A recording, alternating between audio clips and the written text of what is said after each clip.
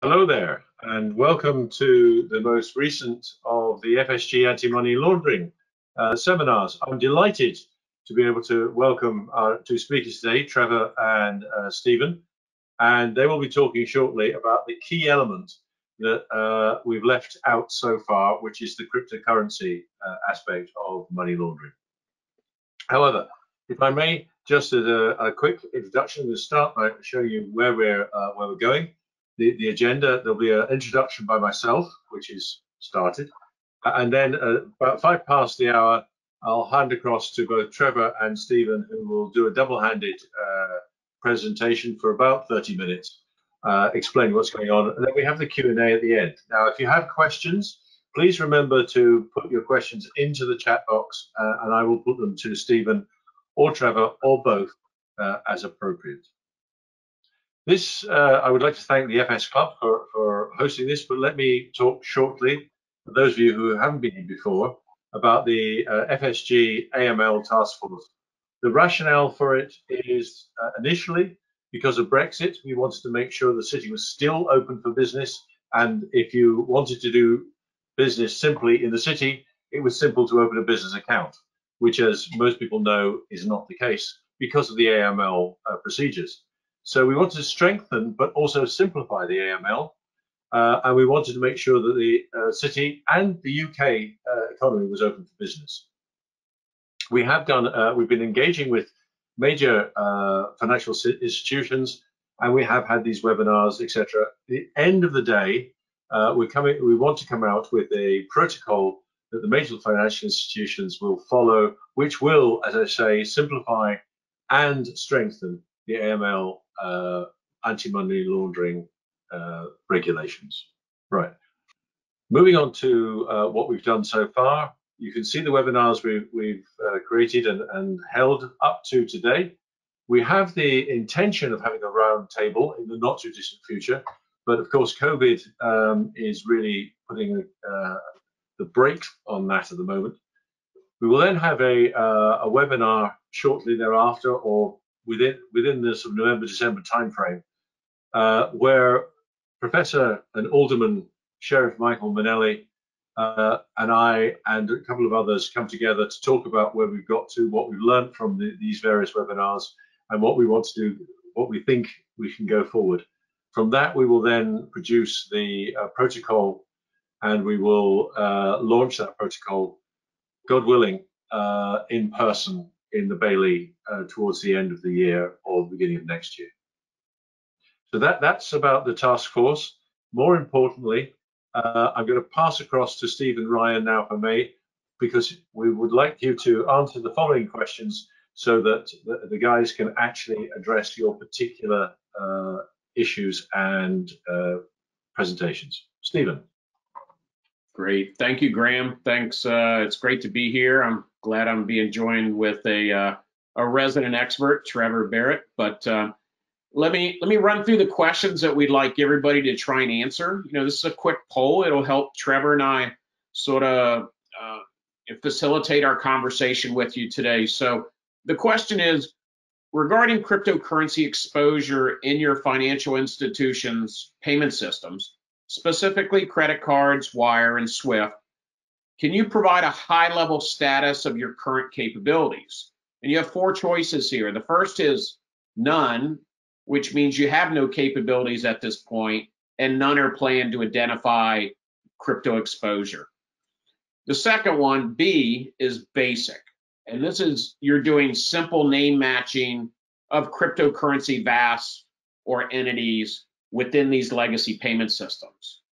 C, comprehensive, which is where you have robust crypto analytics using VASP and exchange bank accounts and their related risk ratings for matching within your payment system. So B and C is very different. B is basic capabilities, C is comprehensive, and then D is, again, nothing currently, but you do have a project planned later in 2020 or 2021. So those are your 4 options: none, basic, comprehensive, or future projects. So if you could answer those questions now, that would help Trevor and myself.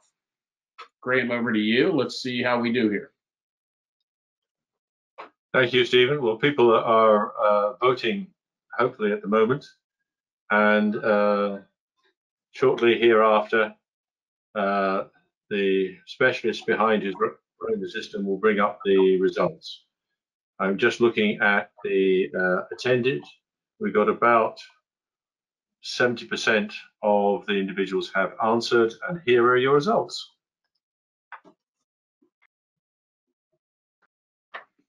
So that's interesting. So 47%, and this is actually what we see in the marketplace. About half the banks really are doing nothing today to identify cryptocurrency exposure. We do see some basic name matching. We'll talk about that, why that's probably not a good idea. And then comprehensive. This is great. This means you're really doing leading edge stuff to identify cryptocurrency exposure. Future project. It's interesting that there's a big delta between none and future project. So anyways, Trevor, I think we've got some good guidance here. Yep, absolutely. That's not terribly surprising, I have to say. I was expecting results relatively similar to that. Yeah.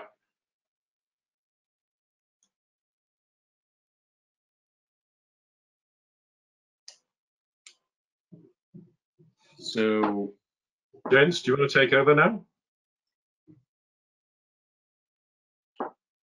Sure, I'll go ahead and kick this off. So we're going to talk about today the technologies and processes that financial institutions can utilize to mitigate cryptocurrency risk. This is brought to you today by Featurespace and Cipher. Trevor Barritt is with Featurespace, and myself, Steve Ryan, I'm with Cipher. So I'll go ahead and continue on this one. So our core discussion points here are crypto compliance exposure for banks.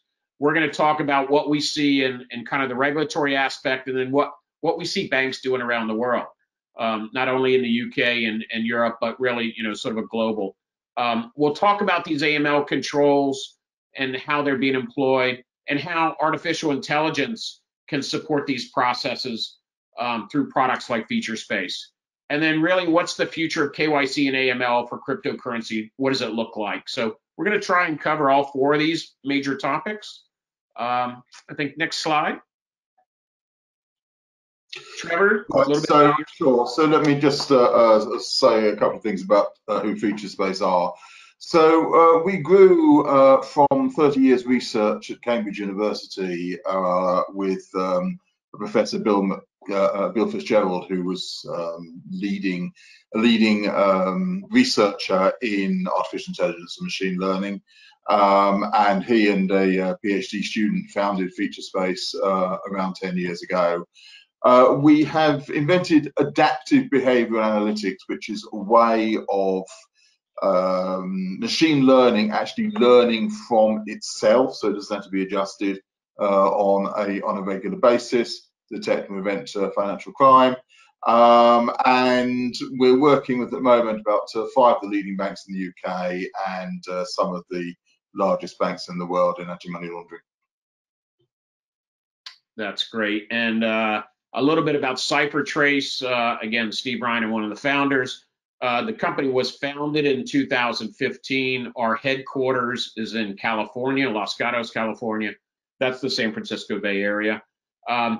We're a cryptocurrency analytics company, and we track and trace over 850 cryptocurrency exchanges, otherwise known as VAS, around the world today. And we do this, we have customers today in over 37 countries, and customers really, they include a broad range between regulators, banks, exchanges, payment processors, as well as law enforcement. So we have over 250 customers today in 37 countries using our cryptocurrency analytics to track and trace and manage cryptocurrency exposure.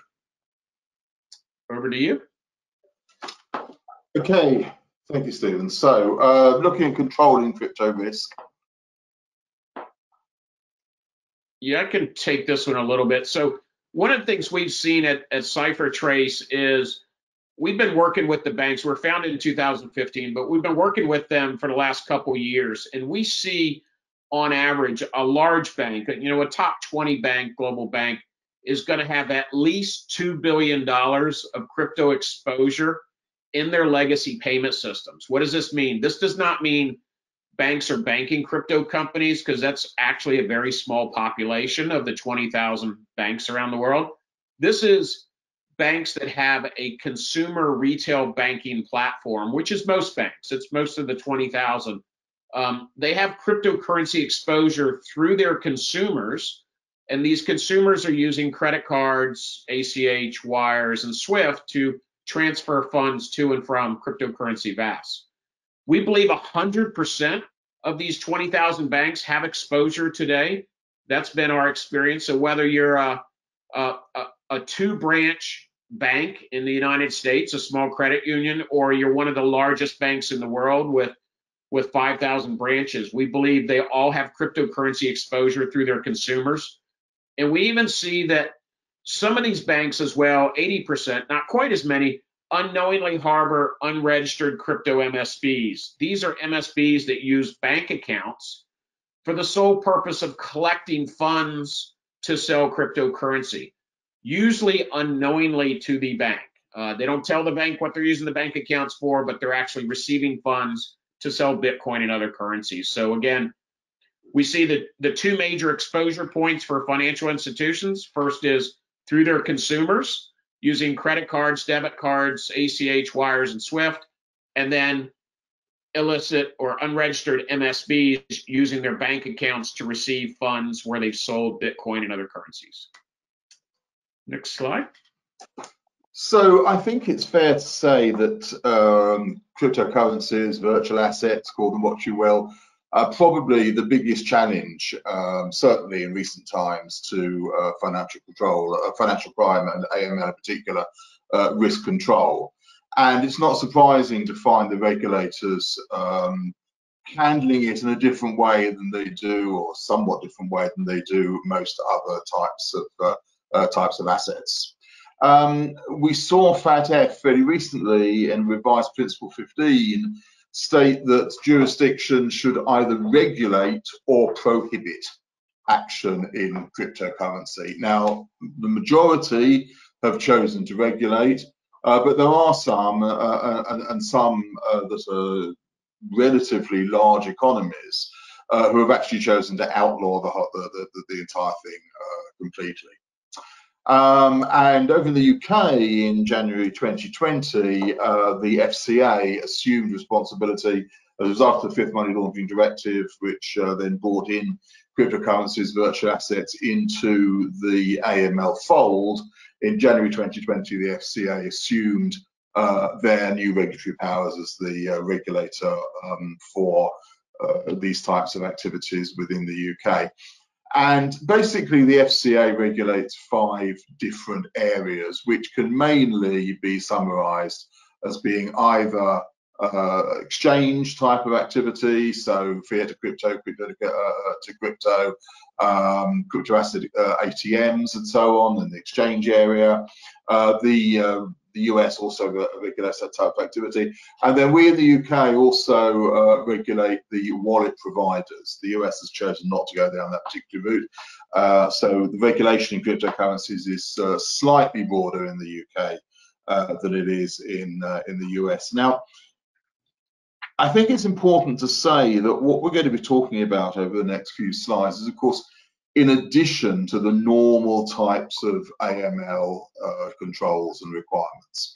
So, as we all know, it is a requirement if you're doing any type of financial activity which is covered by the money laundering regulations, which are pretty well all of them, to do due diligence on your customers, to know your customer, to keep that information up to date, to risk score your customer, to monitor activity, to spot suspicious activities, to look to see whether or not you're about to do activity with a sanctioned entity, to report large cash transactions in certain jurisdictions and so on. So I don't want everybody to think that we're talking about the only types of control, the only types of regulation there are here. We're really looking at the delta in terms of cryptocurrencies because they are such a special type of asset. Okay, next slide, please. So this is Therese Chambers talking earlier this year as Director of Retail and Regulatory Investigations in the FCA, and really just outlining again and underlining the particular risk that crypto assets, cryptocurrencies present to anyone who's trying to control financial crime, and the need for the robust AML controls. And it's interesting to see that the FCA, the main regulator in the UK, has actually adopted 3 unique powers in relation to regulating cryptos. So there's the requirements to submit information related to crypto activity is substantially higher. They're substantially more onerous than they are for any other type of financial business that the regulator covers. They have greater powers to direct to amend or cease business. So they have greater ability to go in and dictate to those that they regulate how they do things, and they can actually prevent certain types of activity happening, or even indeed to close the business down completely.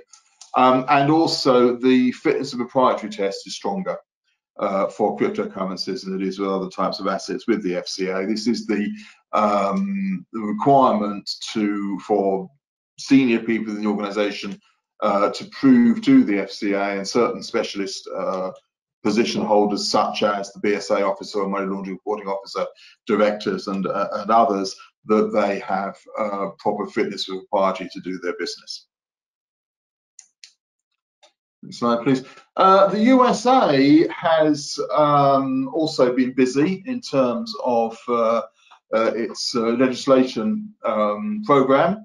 So we have before Congress at the moment, introduced to Congress actually last month, the cryptocurrency bill of 2020, which really puts on cryptocurrencies, or those that deal with them, the need to have all of the various different KYC type of information and tracing of transactions in cryptocurrencies, similar to those with in fiat currencies under the US code. Now, this is of course very important both in the UK and the US, because as we all know, one of the big challenges, let's say, of cryptocurrencies in terms of regulation is the very nature of the fact that transactions are anonymous. You know, in the blockchain way of doing things, you don't know who the counterparty is. You see all the transactions, but you don't see who's behind them. And these are examples of the US and the UK, as well as others, who are actually trying to improve on that, to address that particular issue and legislate to make sure this type of activity is actually collected by those who are doing the business. And in fact, less than a week ago, the US Federal Reserve proposed a new rule where there'd be a reduction in the threshold for reporting transfers into or from the US. So these are international transfers either way, from 3,000 down to a very small threshold of 250, and also to change the definition of money to include cryptocurrencies. So now transfers to and from the United States in cryptocurrencies, if this all goes through, of course, it's only a proposed rule at the moment, but if this all goes through, then transfers in and out of cryptocurrencies of anything more than 250 US dollars worth will require all of the controls to be there. So the collecting and retaining and transmitting and transfer of information, including the name and address and the originator of the activity. Can I interrupt for 10 seconds, because we've had a question that I think is quite pertinent at the moment, and it's what is your definition, Stephen and Trevor? What is your definition of crypto? Is it public crypto such as BTC, XRP, private stable coins, or is it both? Well, I think it has to be both for most of it. I mean, I don't detect with the. I mean, yes, okay. The US has made comments particularly about stable coins, which is a bit different from the rest of cryptocurrencies. But in terms of the regulations and the requirements on practitioners, there's not a great deal of distinction made between the two. I don't know whether you've got anything to add to that, Stephen, but that's my perception. Yeah, I think that's correct, Trevor. I think it includes both. I will tell you that when you think about crypto, when I think about it, and I come out of banking and payments, and I've been kind of in traditional banking and payments for most of my career, crypto is mostly centered around Bitcoin these days. If you look at the total cryptocurrency market, about 67% of all transactions are Bitcoin, and then the other 800 or 1,000 coins make up sort of the rest. The other thing I'd leave you with is, and the reason for that is Bitcoin has the greatest liquidity. That's what most consumers purchase. That's what they transact with. It's the easiest to convert in and out of fiat, whether it be a credit card, a funds transfer over Swift or wires. It is the easiest thing. And one data point that I like to tell people, because some people don't understand, well, how big is crypto? Is it really here to stay? And this is public information. You can go out today and you can look at the market cap of Visa and MasterCard, right? It's public information. They're publicly traded. Well, you can look at the market cap of crypto all combined, and you can look at the market cap of Bitcoin. And I can tell you the third largest payment company by market cap is crypto. The fourth largest is Bitcoin, and the fifth is American Express. So you have Visa at the top, MasterCard, then you have crypto all together, then Bitcoin, and then American Express. So just to give you an idea of the size and scale, and it's about $1.3 trillion in 2020 that will be transferred from legacy payment products, bank products, in and out of crypto, 1.3 trillion. Last year, that number was about 1 trillion. So it's growing quite substantially. It's here to stay. And we all need to figure out how we sort of stay compliant with this new sort of payment system that's emerging globally. Trevor, over to you.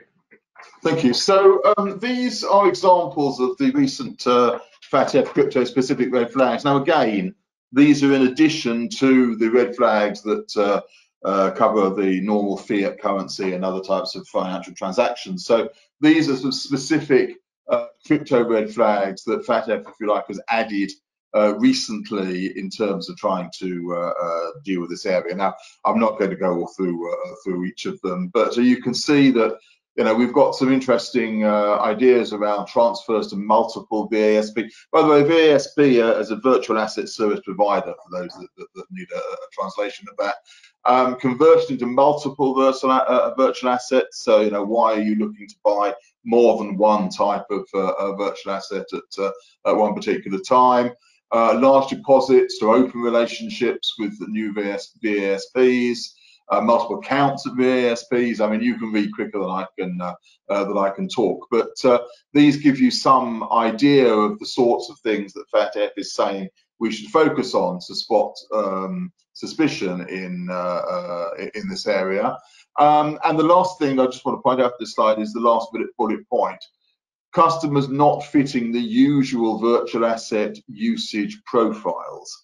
And I'll be coming on to talk about that again in a moment in another slide as to how we can look at what those profiles are.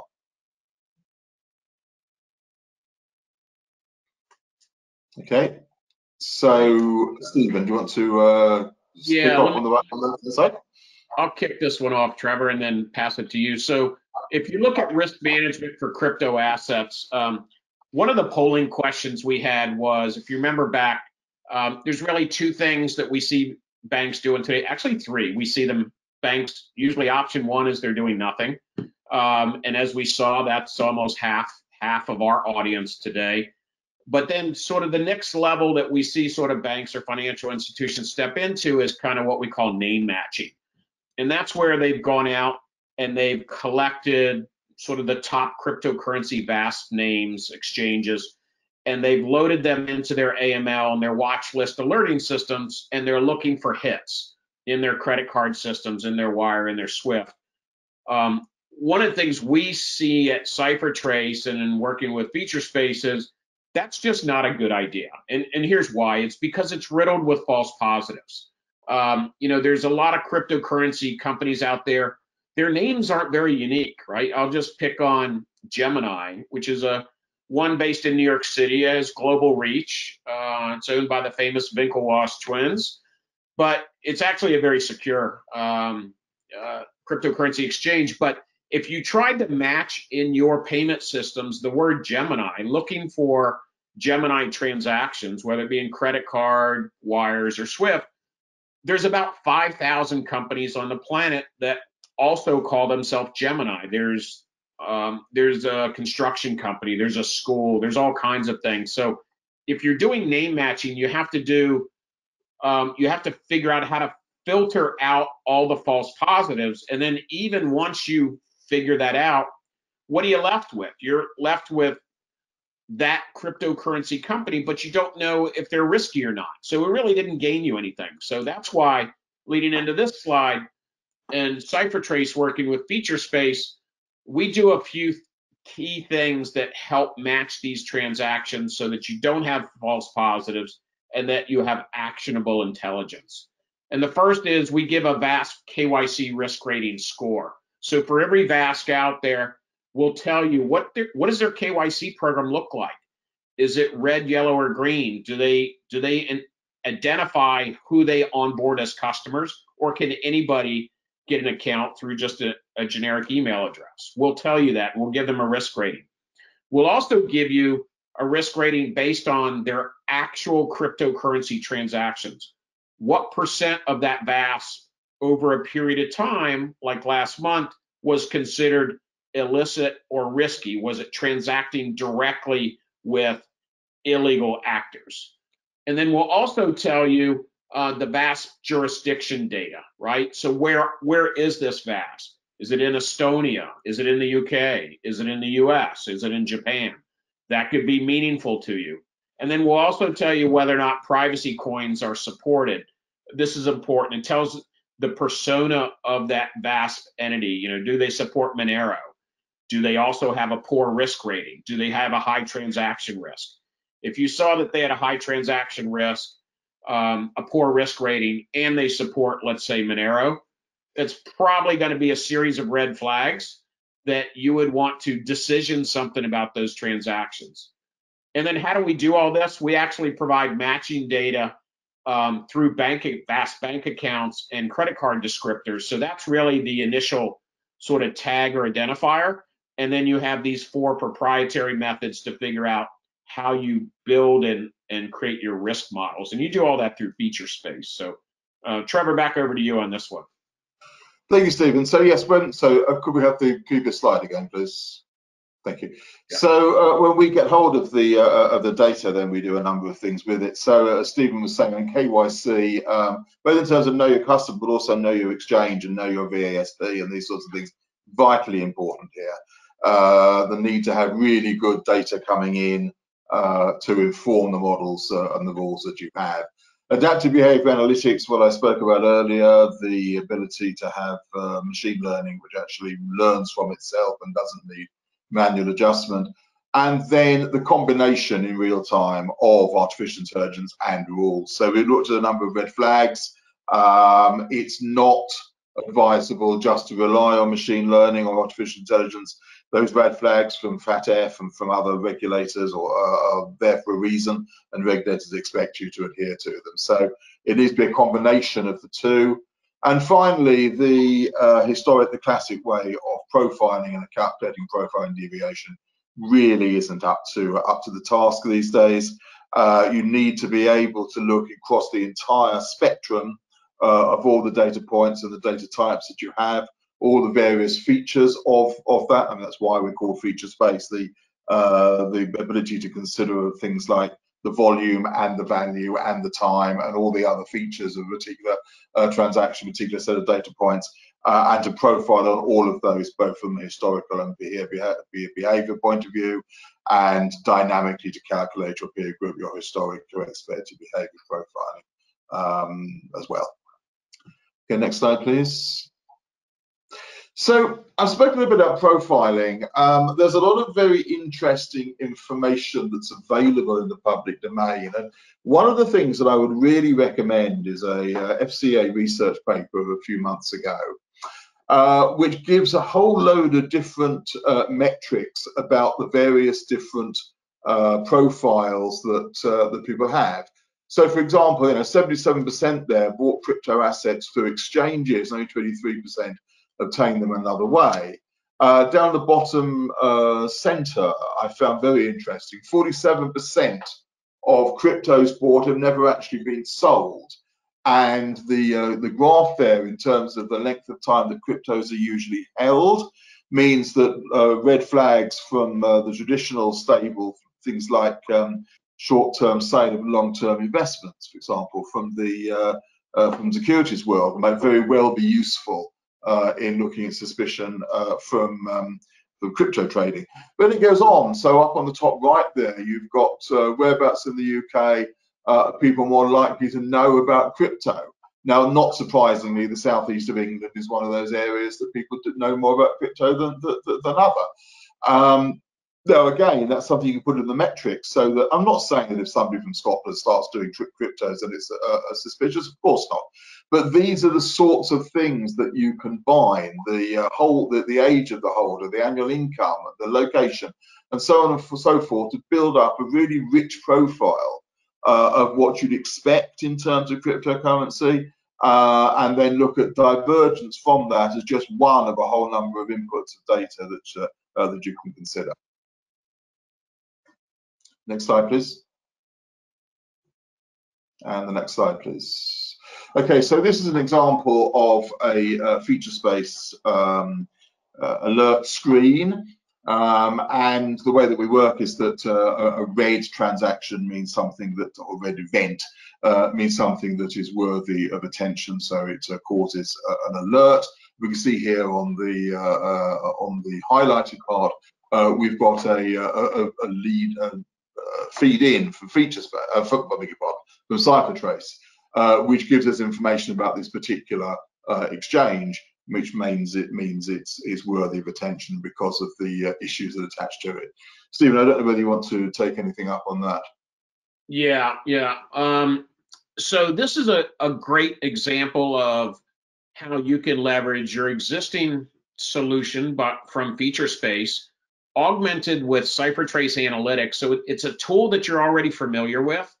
It's an alerting system. You're building risk models the same way you do today. The difference is you've got a different set of cryptocurrency analytics. So in this case, we've highlighted this one. It's about the middle of the page. It's that whites, and you can see that the relationship says CipherTrace. It's an alert, and it's maybe small on your screen, but this particular alert was set on if there's a KYC score of red, which means non-existent at the entity identified, and if their transaction risk percent was greater than 40%, generate an alert. So what we found was there was a wire transaction that Featurespace was monitoring from Jupiter Technologies. Jupiter, according to CipherTrace, has a KYC score of red and an interaction risk greater than 40% for the last month. So this highlights a very risky transaction for the bank, for that individual, and you should treat accordingly as you would any other risky transaction, whether you file a SAR, an STR, or in some cases even block. But that would be considered a high-risk transaction in this example. Again, banks can build their own alert and risk models based on your jurisdiction and your comfort level, but CipherTrace and Featurespace together enable you to very easily, with the tool that you're already using, turn on these new alerts when we can target and identify cryptocurrency entities as endpoints to whether it's a wire transaction, a SWIFT transaction, or even a credit card transaction. So it's very seamless, very easy. As you can see here, it blends right in with everything you're already doing. We just add crypto into it. Trevor, back to you. Sure. Next slide, please. Right. So what are the key takeaways of this? Well, First of all, cryptocurrency is increasingly popular for criminals seeking more complex strategies to legitimize their illicit gains. There's no surprise about that. It's a new type of activity. It's still relatively poorly understood by the majority of people, I think, in the financial services industry. It has the advantages of anonymity and so on. So there's no real surprise that should be the case. And leading on to that, of course, banks are exposed to cryptocurrency risks through the traditional payments. So as Steve was talking about, the transfers from fiat into crypto and so on, these are real risks that the banks do bear. And it's interesting to see the figures that Stephen shared with us, and crypto and Bitcoin being third and fourth, respectively, in terms of the volume of transactions that are going through. Obviously, with any kind of new type of I was going to say investment currency, I suppose, any kind of new kind of instrument, the crypto regulatory ecosystem is going to be fast changing. That's always the case with new things coming in, and therefore you do need to be flexible and agile. We've seen things moving very quickly in regulation, both sides of the Atlantic. We shared a few things with you which are very recent, in the last 12 months and less, and sometimes in the last month. So it's very important to keep on top of the ball and to watch regulatory developments in this area. And adaptive monitoring is crucial to maintaining a firm grip on your crypto exposure risks. So this is one area particularly that if you go with static rules and things that may have worked last year or the year before, it's not going to cut it. And you need to be at the cutting edge, both in terms of the monitoring systems that you use to look at this, but also, again, bringing this back to our partners, Cipher, really the type of data that you have available, because the changes in the data, the changes in the risk score, the number of people that are coming into the market all the time in terms of providing exchange activity and wallet providing activity and so on is enormous. And if you haven't got a data source that keeps up with that, then you're going to flounder. Yeah. And the one thing I would add is, so as we mentioned earlier in this call, about 1.3 trillion in cryptocurrency purchases this year, funded by legacy bank products, credit cards, wire, and SWIFT. I expect that's going to accelerate quite significantly. If you look at the announcement last week, I think it was around October 20th or so, PayPal announced that they were enabling their platform to support Bitcoin, Ethereum, Bitcoin Cash, and Litecoin. So that's 20 million merchants around the world in every market you could imagine, and over 200 million consumers, many of which are bank and financial institution customers. So that 1.3 trillion of exposure that we all kind of have today and we need to sort of manage is going to get bigger. I will caveat with most crypto is good. We believe it's Cipher, but a portion of it, a small portion, is not. Just no different than fiat. So it's really, I don't think it's a good strategy to block all crypto. I don't think that's a healthy thing for a financial institution or the ecosystem. These are good ways to generate fee income off of credit card fees, wire fees, SWIFT fees. But it's just recognizing which things are risky and which things aren't, and do that by utilizing Featurespace and Cipher combined together. I mean, that's the best of both worlds, and we can just manage this as an ecosystem going forward. Looks like we're on our last slide here. Absolutely. I just want to add my support to that statement from Stephen that, we are not saying that crypto is evil. The vast majority of crypto activity is perfectly legitimate and above board and legal. But again, it's like anything, something new, something that is a higher risk type of product needs a special attention. Yeah, and here's our contact information. If you'd like to reach out to Trevor or myself, please reach out.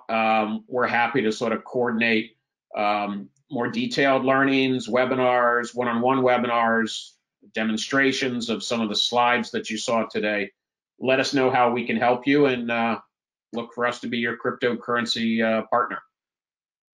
Thank you, gents. If I may, we're running short on time, but we've got a number of questions. So if I will, I'm just going to jump straight in, if you don't mind. Sure.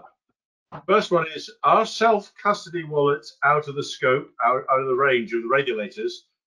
Do we therefore infer that regulators want crypto to be kept on exchange or in FI custody wallets rather than on privately or self-custody wallets?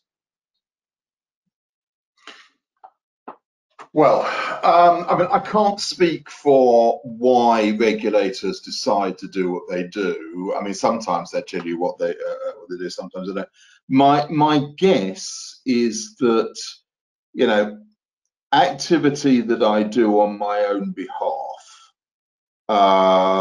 traditionally is usually not regulated. You know, I mean, if I buy shares for myself, I'm not doing investor business as defined by the Financial Services Act. If I do it on behalf of somebody else, then it is. And I think it's difficult to be intrusive enough to say something I'm just doing on my own behalf should actually be subject to regulation. Yeah. So the other thing I would add is, if you're a consumer, if you're one of the 3 or 4 billion people on the planet and you want to purchase some Bitcoin, well, how do you do that, right? You're going to go to an exchange that sells it. You're not going to go to some open source platform. You're actually going to go to a hosted exchange, one of the 850 VASP that we track at Cipher, and you're going to use a legacy payment product, a credit card, a wire transfer, or Swift transfer to purchase that cryptocurrency. So that's really, I think, what the regulators are about. You know, once you have crypto, you can then move it to private wallets. There's a number of them that, you know, only live on your phone or your computer. But it's really, it's that initial purchase and the eventual liquidation where once you're done with crypto, what do you do with it? You convert it back to fiat and it becomes an inbound deposit to the financial institution. So they're really looking at both sides of those, the purchase and the depository side coming into financial institutions. So of the $1.3 trillion that we see this year, you know, it starts and stops with banks all across the world. So it couldn't be purchased or liquidated if it wasn't for financial institutions with their legacy bank products. So there's a direct connection from crypto to fiat, and it's just the way the ecosystem works. Thanks, guys. Next question, it says, sorry, get my teeth back in. With Swift, you can hold up the transaction with real-time credit cards as well, but could it be declined? Could this actually happen because you're using crypto? So I'll take that. It could be if you identify it. So I'll tell you, with the Visa MasterCard world, a lot of downstream card issuers and financial institutions look for a specific MCC code. They're looking for that MCC code that Visa and MasterCard defined in 2018. If they see that, then they can decision off of that. Well, I can tell you a lot of cryptocurrency purchases don't use the correct MCC code. So if you're just relying on that, you're going to miss it. So you really need credit card descriptors. You need more than the MCC code. Anyways, back to you, Trevor. Any thoughts there?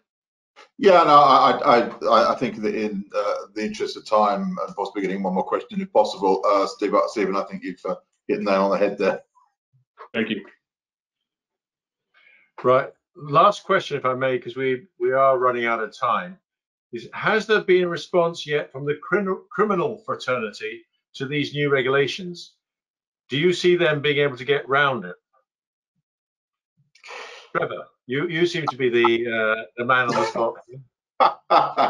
Well, they'll always try, and you know, I mean, I joke sometimes that you know, if I wanted to earn a huge amount, then I could go and work for a criminal organisation rather than one that stopped it. But you know, it's a bit difficult to retire from such an organisation. It's a bit difficult to have a peaceful life when you're working for one. So I choose not to. But yeah, of course, I mean, you know, criminals are very resourceful people, and the type of money, the type of money that financial crime generates means that they can go and hire the best people in the world to get around these regulations. It's always going to be a game of cat and mouse. It's always going to be, you know, the good guys and the bad guys kind of, you know, I was going to say playing a game is not a game, because of course this is a serious matter. Money laundering is, you know, the proceeds of some pretty horrible crimes. But yeah, absolutely, they will get around some of it, and it's our job to make sure that we try and stay ahead of them as much as we can. Yeah, and it's you know, cryptocurrency is a next generation payment system. It's extremely efficient. You can move funds anywhere in the world in 10 minutes. The good news is, with a complete auditable blockchain. Try and do that with some of the other traditional legacy systems like Wire and Swift, and it's all that information not publicly available for everybody to track and trace. With crypto, it is. Yet also, it can move anywhere in the world in 10 minutes. And of the 850 exchanges that we track and trace at Cipher Trace, all of them support Bitcoin. Not all of them support other coins. Therein lies the reason why Bitcoin is the choice, because it has the greatest liquidity on the planet. Everybody supports both the purchase and the liquidation of it. So that's why you're always going to see criminal actors sort of target Bitcoin as their currency of choice. I'll leave you with one last thing is, and we work a lot with law enforcement, and it used to be 10 years ago when there was a big law enforcement, they arrested somebody, and let's say they found illegal goods or drugs or weapons. They'd go in, they'd arrest them, they'd find fancy cars, and they'd find suitcases full of cash. Well, what we hear today, what they tell us is they still find the illegal goods, they still find the fancy cars. Suitcases of cash don't exist anymore. They don't. Why is it? These guys have moved to cryptocurrency. It's now on their phone. So you might arrest somebody and he's got a very expensive car and $30 million worth of drugs, and you don't find any cash. Well, he might have $20 million right here. So crypto is extremely portable, and you can move it anywhere in the world. And especially with some of these Bitcoin ATMs that are around the world now, it's very easy to service kind of any city in the world, in America, but anywhere in the world. Right. Thank you, guys. I do have to call time now. I do apologize. We have run over, but I'm sure people were delighted to get your results. In closing, then, may I thank the FS Club and their sponsors, who you can see in front of you now, for assisting us in producing this today. If you have any further questions, I will put them to the speakers, and I'm sure they'll be happy to respond. To remind you about the AML task force, our next subject will, God willing, be clarifying the issue. We'll have this round table. It may have to be a virtual round table because of COVID, but I can assure you we will make it round one way or the other. So thank you very much for that. I would say to everyone, this recording is available and will be available should you wish to see or revisit any of the points. And if you have any further questions, please do put them to us, and we will make sure that either Trevor or Stephen gets them and therefore can respond. Thank you very much. Good evening, good morning if you're in the wrong part of the world, and good night. Thank you.